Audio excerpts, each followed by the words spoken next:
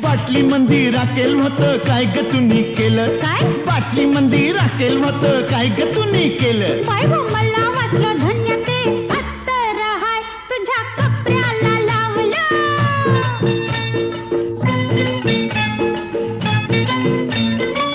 हे पानासाठी चुना हाला काय ग तुम्ही केला पानासाठी चुना हाला काय ग तुम्ही केला मला वाटलं सख्य ते लोणीच हाय मी पावासनी लावलं हे काशी गह काशी तुझी सवय कशी जरा बोल माझ्या पाशी ग